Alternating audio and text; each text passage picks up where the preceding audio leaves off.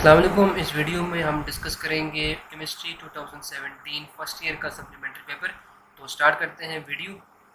तो first of all अगर हम एमसीक्यू नंबर 1 की बात करें तो एमसीक्यू नंबर 1 ये है, when 1 mole of each of the following is completely burned in oxygen which will give the largest mass of CO2। तो हमने जो है वो क्या करना है कि जो कि प्रोडक्ट है उसमें जो कि CO2 जो कि बनता है उसका हमने फाइंड करना है कि कौन जो है वो लार्जेस्ट देगा। तो अगर हम ऑप्शन ए देखें तो वो है कार्बन मोनोऑक्साइड।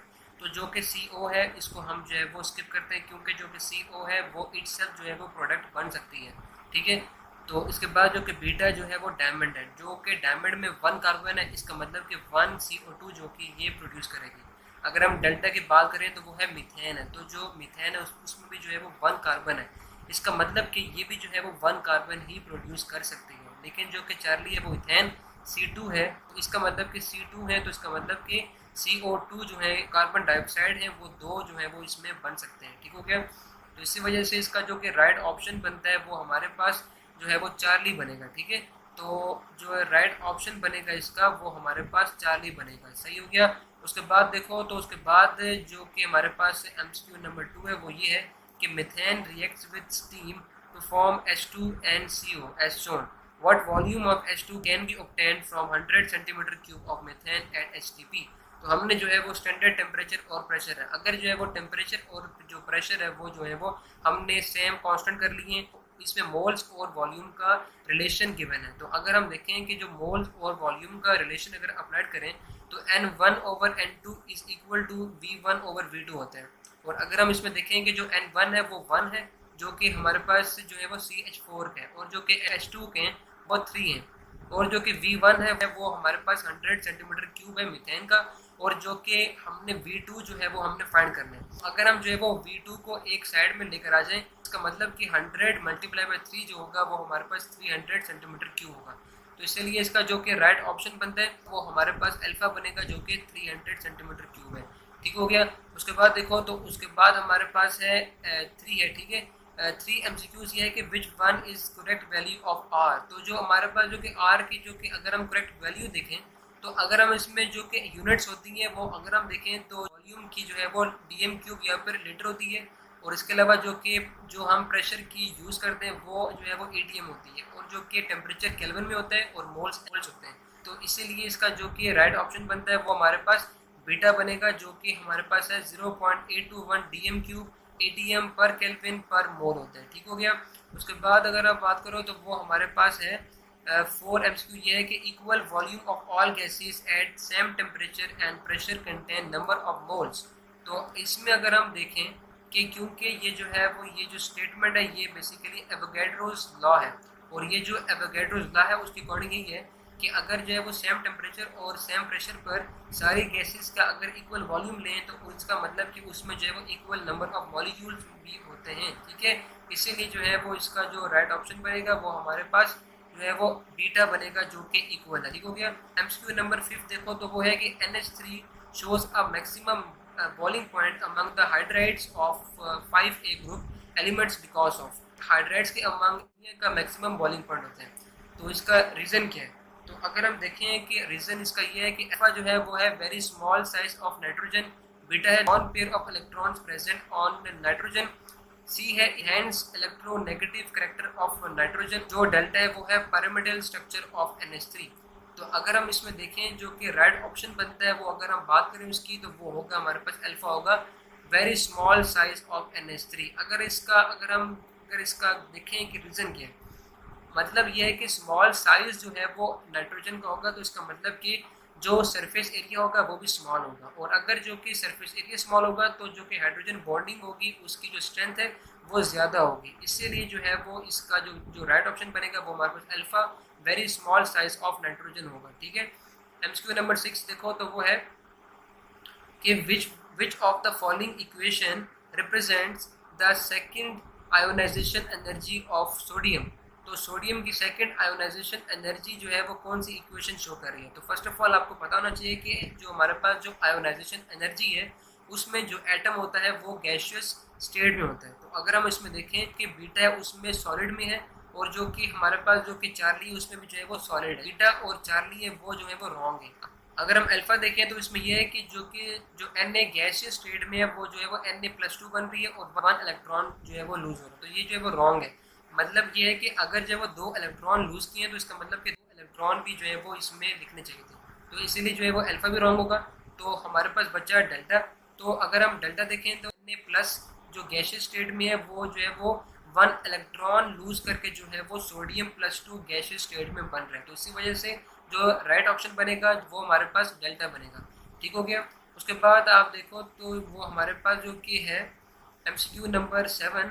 तो एमसीक्यू नंबर 7 की बात करें तो वो ये है कि pressure remaining constant at which temperature the volume of a gas will become twice of what is at 0 degree centigrade. हमने जो है वो यहाँ पर टेम्परेचर फाइंड करना है कि वो टेम्परेचर जिस पर वॉल्यूम जो है वो डबल है कंपेयर टू जो कि वॉल्यूम जो है वो 0 डिग्री सेंटीग्रेड में प्रेजेंट होता है।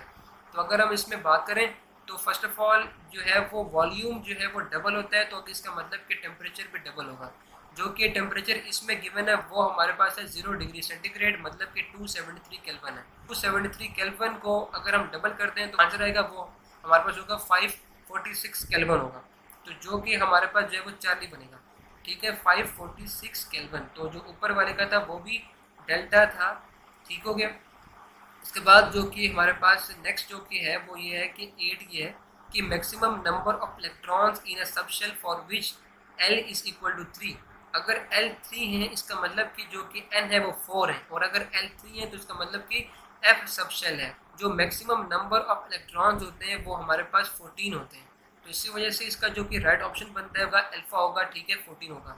उसके बाद जो कि 9 MCQ है, 9 MCQ की बात करें तो वो है तो 9 जो MCQ है वो हमारे पास ये है कि HOH bond angle in H2O is 104.5 not 109.28 because of जो वाटर में जो कि बॉन्ड एंगल है वो 109.28 जो है वो नहीं होता, बल्कि जो है वो कम होकर 104.5 होता है। बेसिकली लॉन पेयर रिपल्शन की वजह से होता है, जो बॉन्ड्स के बिटवीन जो कि एंगल है उसको कम करता है। इसी वजह से इसका जो कि राइट ऑप्शन बनता है वो हमारे पास चार्ली बनेगा। ठीक है, तो एमसीक्यू नंबर 10 है। एमसीक्यू नंबर 10 की बात करें तो वो हमारे पास जो कि गिवन है वो ये है, for which of the following reactions KC has units of concentration. तो किस रिएक्शन में केसी की यूनिट जो है वो कंसंट्रेशन वाली है। तो अगर हम बात करें तो वो हमारे पास जो कि रिलेशन अगर हम देखें तो वो हमारे पास है चार्ली, बिकॉज चार्ली में जो कि जो फर्स्ट ऑफ ऑल आपको पता होना चाहिए कि जो कि केसी का जो कि फार्मूला है वो हमारे पास है प्रोडक्ट ओवर रिएक्टेंट। तो अगर हम देखें कि इसमें जो कि सी है इसमें जो है वो इसमें प्रोडक्ट के 2 मोल्स है, इसका मतलब कि पर DM cube multiply by moles per DM cube divide करेंगे जो कि ए का अगर हम जो है वो यूनिट देखेंगे इसमें जो है वो मोल्स पर डीएम क्यूब है, तो ऊपर और नीचे जो है वो मोल्स पर डीएम क्यूब एक और एक जो है वो कैंसिल होंगे, तो हमारे पास जो कि यूनिट आएगी वो होगी मोल्स पर डीएम क्यूब, जो कि हमारे पास कंसंट्रेशन की यूनिट है जो कि मोलैरिटी होती है। ठीक हो गया। उसके बाद हमारे पास जो कि एमसीक्यू नंबर 11 है। एमसीक्यू नंबर 11 की बात करें तो वो ये है कि the unit which indicates the largest amount of energy. तो वो कौन सी यूनिट है जो कि इंडिकेट करती है कि लार्जेस्ट अमाउंट ऑफ एनर्जी है, तो वो हमारे पास जो है वो कैलोरी होती है। फर्स्ट ऑफ ऑल वो हमारे पास कौन सी है, कैलोरी है। तो अगर हम इनका जो कि रिलेशन देखें तो उसमें यह है कि 1 कैलोरी जो होती है उसमें 4.18 जॉल्स होते हैं, और जो है वो 1 जॉल के ही इक्वल है। 1 इलेक्ट्रॉन वोल्ट में 1.6 इंटू 10⁻⁻19 जॉल्स होते हैं, और 1 अर्ग में जो है वो 10⁻⁻17 जॉल होते हैं। तो सबसे जो है वो स्मॉलेस्ट यूनिट 1 इलेक्ट्रॉन वोल्ट है, उसके बाद जो है वो अर्ग है, फिर जॉल है, फिर कैलोरीज बनती है। इसलिए इसका जो कि राइट ऑप्शन बनता है वो हमारे पास कैलोरी बनेगा। ठीक हो गया। अगर हम 12 की बात करें तो वो हमारे पास ये है, evaporation of water is alpha है an exothermic reaction and endothermic change, and जो कि चार्ली है वो है कि a process where no heat changes occur, और जो कि डेल्टा है कि a process accompanied by chemical reaction. तो इसमें अगर हम देखें तो ये बेसिकली जो है वो ये एक एक्सोथर्मिक रिएक्शन होता है, जो कि सब्सटेंस है वो हीट को ट्रांसफ़र करता है, हीट को रिलीज करता है। इसी वजह से जो है वो जो कि इवेपोरेशन है वो एक एक्सोथर्मिक चेंज है। ठीक हो गया। तो इसी वजह से जो कि इसका जो राइट ऑप्शन बनता है वो हमारे पास अल्फा बनेगा। ठीक हो गया। 13 जो कि एमसीक्यू जो है वो बेसिकली प्रोजन वाला है, तो बार के जो कि सिलेबस में ये जो है वो इंक्लूड नहीं है, तो इसको हम स्किप करते हैं। तो नेक्स्ट चलते हैं। एमसीक्यू नंबर 14 की बात करें तो वो है कि AgCl dissolve with concentration 2 × 10⁻⁻2 KSP will be. तो अगर हम बात करें कि जो कि KSP होती है वो इक्वल होगी जो है वो AgCl के जो आयंस मतलब कि Ag प्लस आइन और जो है वो Cl-1 के इसके इक्वल होगी। तो इसमें जो कि कंसंट्रेशन है AgCl की, वही जो है वो इसके आयंस की भी कंसंट्रेशन होती है। ठीक हो गया। तो जो कि Ag+1 होगा वो इक्वल होगा 2 इंटू 10⁻², मल्टीप्लाई बाय जो कि Cl-1 की जो कि कंसंट्रेशन है जो कि सेम है 2 इंटू 10⁻²। अगर हम इनको मल्टीप्लाई करें तो इसका जो कि आंसर बनता है वो बेसिकली 4 इंटू 10⁻⁴ बनेगा। तो इसी वजह से इसका जो कि राइट ऑप्शन बनता है वो 14 का, वो हमारे पास आएगा डेल्टा होगा, जो हमारे पास है 4 इंटू 10⁻⁴ हो जाएगा। ठीक हो गया। उसके बाद हमारे पास जो कि MCQ नंबर 15 है। तो अगर हम 15 को देखें तो उसमें यह है कि विच of the following will form an ideal solution. तो फर्स्ट ऑफ ऑल आपको पता होना चाहिए कि what is ideal solution.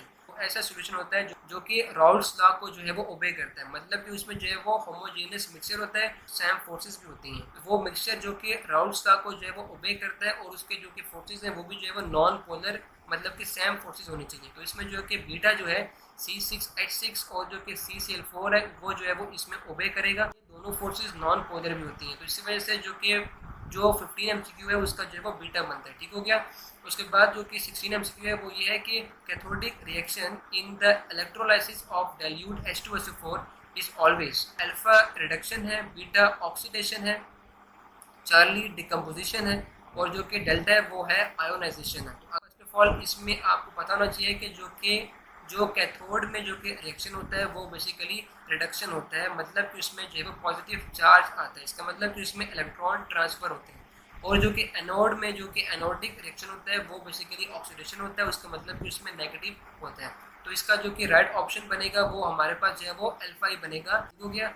MCQ number 17 की बात करें तो वो है कि 2.5 Faraday of electricity is passed through the solution of a copper sulfate. The number of gram equivalents of copper deposited on cathode would be, number of gram equivalents हैं वो equal होते हैं the number of Faraday।